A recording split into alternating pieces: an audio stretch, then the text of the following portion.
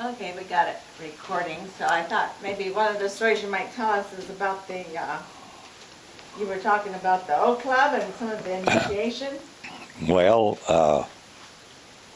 I was president of the Letterman's Club at Oklahoma State for 2 years, and we decided most of the Lettermen were in the service at the time, so we decided to start the old club back up again and initiate the new guys that lettered, and so each one was given a project to get, and whenever we started to have the initiation, they told everyone to go get their project, and Bill Jernigan said, I can't get mine, and they said, you better get it or you're going to be in big trouble.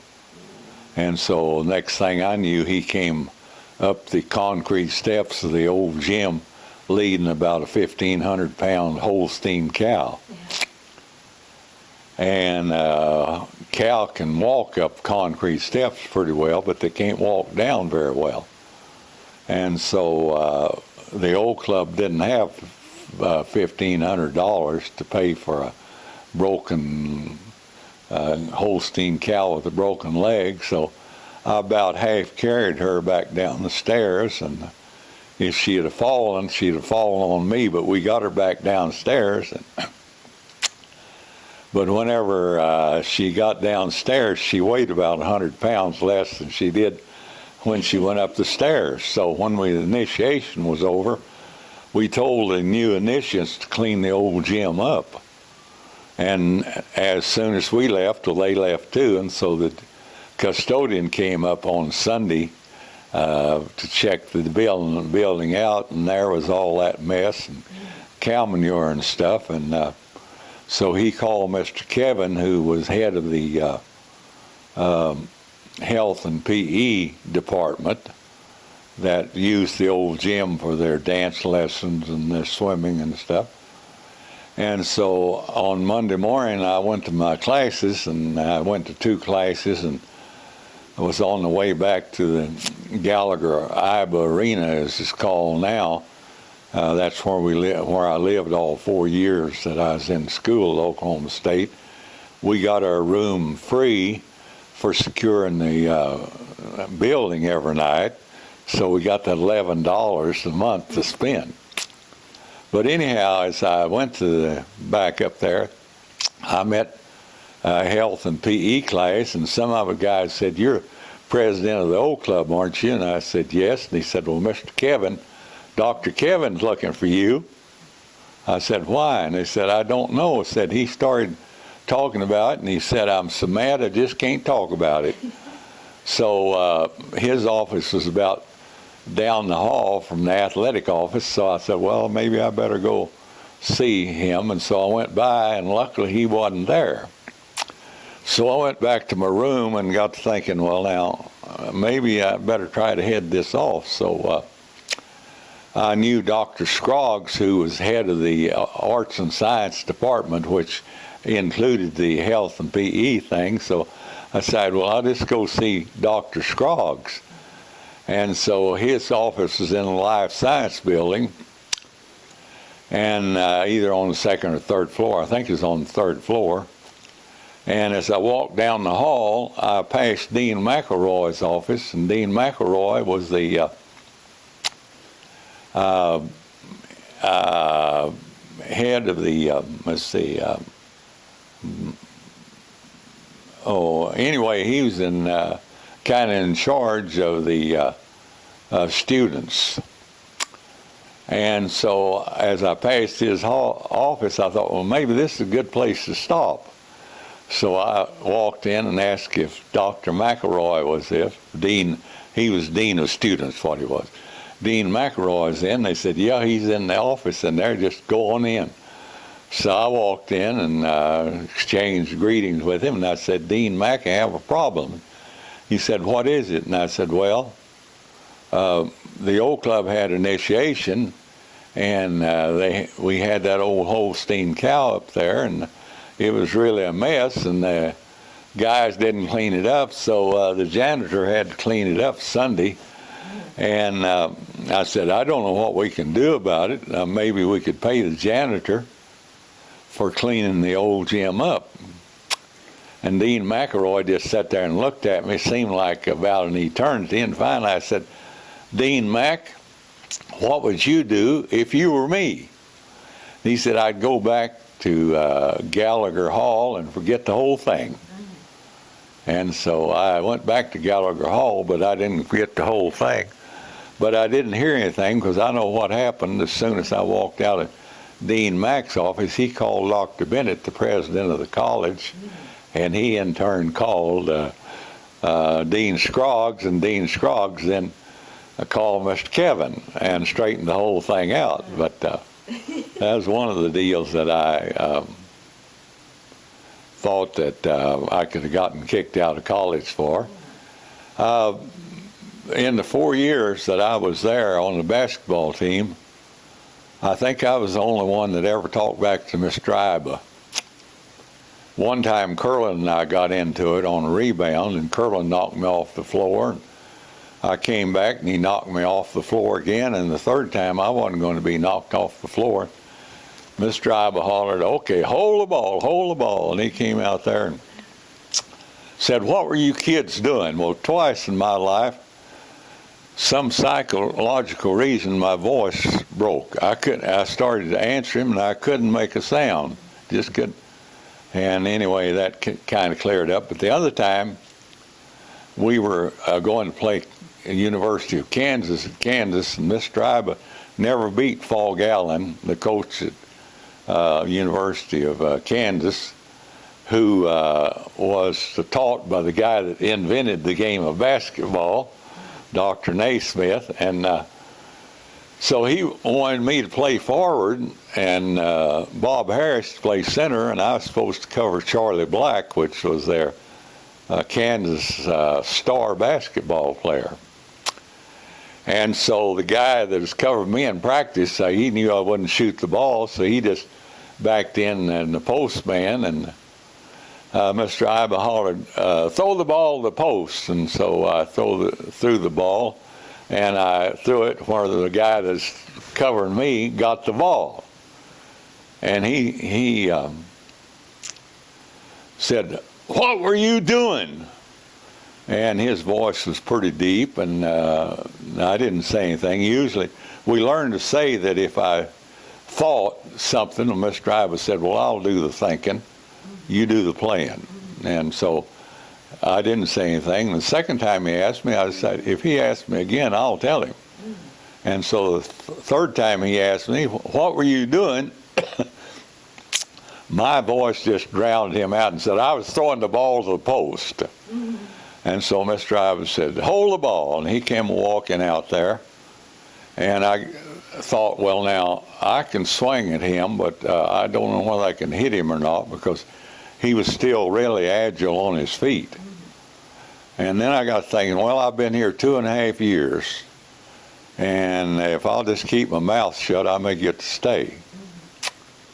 And so as Mr. Iba came walking out there, I was glaring at him like a bull at a red cape. And he looked at me and said, son, don't look at me like that. Said, I got enough troubles without that. So that broke the ice, and I knew I'd get to stay then. But when we went to the dressing room, A.L. Bennett was the captain of our basketball team. And when we went to the locker room to shower, he told me, said, I had all the troops organized. If he had kicked you off, we were all going with you. Well, A.L. Bennett died about 2 months ago. And so I don't know how many of us are left that was on those team that won the NCAA in 45 and 46. But Curlin just died, you know, and they had you saw his funeral on the computer. I was reading where it said he swept Gallagher Hall for... Well, his job, when we had to work for a scholarship, and whenever it wasn't season, we worked 2 hours a day. And during the season, we worked 1 hour a day, and he swept the gym floor before we practiced. Well, the last 2 years I was in school, that was my job. We had these big mops and had one in each hand, and we'd sprinkle oil on it and stuff. And I go to these basketball game at Thurston Springfield. They got one guy on each mop, and the mop's not as big as the mops we use. So, but anyhow, that Curlin's job was sweeping the gym floor before practice. So anyway, those are the big lies, and if you believe them, well, I'll sell you a bridge, Okay.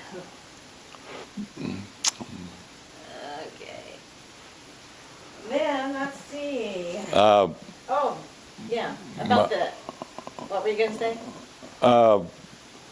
One night about 1 o'clock, I got a telephone call, and it was from A.L. Bennett and Bob Curlin, and they were at a convention in Dallas, Texas. And they were going to start selling anhydrous ammonia, the fertilizer, to a little chemical company in Scottsbluff, Nebraska. And they recommended me for the job, and the guy was coming by to see me the next day. And so when he came by, I said, well, you need a agronomy major.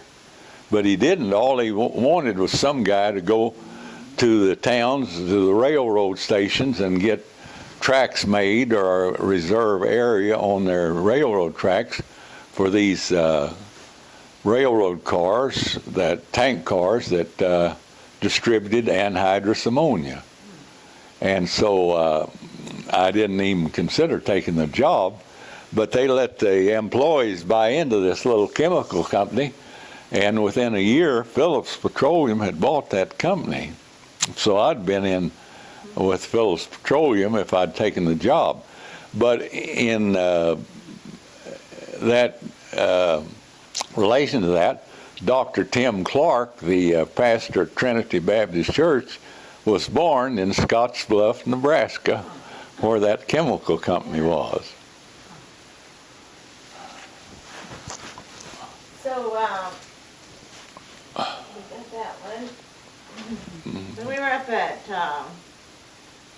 one thing Janie mentioned, she was, one of the stories she had was about riding the horse to school, and you would check the skunk traps. Oh, well, I told you about the running our trap line and getting the skunk, and then getting perfumed up by the skunk. And I was in the third grade, and the second and third grade was in the same room, and the second grade teacher's son was the second and third grade teacher's son was in the second grade, and he sat on the front row, and he called the teacher honey, and pretty soon I saw him sniffing around like a Jersey cow that was upset, sniffing like that, and he said, honey, I smell a skunk. And she did too, and so she went around the room and sniffed me out and put me back by the window in the back of the room and opened the window so the smell wouldn't be so bad. And so when I went home for lunch at noon, I told Mother I wasn't going back to school because that teacher's trying to freeze me to death. But then, as I told you, these two friends of mine at Throckmorton, Texas, hunted skunks for their spending money.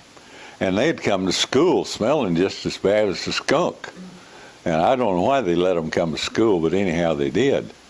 And Uncle Monroe, Daddy's older brother, that's the way he paid the grocery bill in the winter, was hunting skunks. And he found a den one time before the weather got bad, and these skunks had congregated to share the warmth, and he got 19 skunks out of one den, and the next morning some other guys came by and they got another one out of there. So there were 20 skunks in that den. And when we moved from New Mexico back to Texas, they had a plague of little old grass rats. The rats were about as big as my thumb, and they were real shiny and had tails about that much longer. And they just had runs around in the grass and stuff like red ant, like the harvester ants. And so when we grew our truck garden, you know, for our vegetables and stuff, we had to go around and kill the rats every afternoon. And I was out hoeing the watermelon patch one day, and Mart came by with this little old feist dog that we had and his gun, and I heard this dog barking, and then I heard the 22 shot, and then I heard Mart holler. And I thought Mart had shot himself, so I ran down there where I heard the shot coming from. But this dog had been chasing this rabbit, and he shot at the rabbit, but the rabbit changed directions, and the dog did too, and Mart shot that dog. Well, we carried the little guy. He had shotgun pellets. You could see him underneath the skin on his nose. Stuff we carried into the house, and he disappeared for about a week. And then he came back, and that afternoon when we were going around the truck patch killing the rats, well, he was helping kill the rats, so we knew that he was okay. Yeah. But anyhow, I tell a story about this other dog we had. One of Daddy's old wolf hunting friends, G. Parrott, gave us a bird dog when we moved from New Mexico back to Texas. And we called him Old G because of G. Parrott. And, he had a nose on him that could really smell. He could track a quail when the trail was a week old, and he became the best squirrel dog I guess we ever had. And we never hunted quail, you know, because it wasn't that. But anyhow, when we boys left home, the people would come down and want to go squirrel hunting, and Daddy had loaned him Old G. Well, pretty soon Old G disappeared. Somebody stole that dog. But anyhow, I tell him how smart he was, that you could show him a 22 short and he knew you were hunting a squirrel. And you could show him a shotgun shell that had a slug in it, and he knew you were hunting deer. So he'd chase the deer back. And you could go on and on about the different things you were hunting and how smart he was. So one of my friends said, well, I'll fix that dog. So he came up one day in his car, and he got out and walked around the car and opened the back door and took out his fishing rod. Well, Old G looked at that fishing rod, and he jumped in the air a couple of times, and he took off. And it took us 2 hours to find that dog. And when we did, he was down behind the barn digging worms. Yeah. But it's a Negro plumber at Watonga that fixed the sewer line there at the house that we had, where somebody had planted a tree over the sewer line, and it crushed that Orangeburg pipe.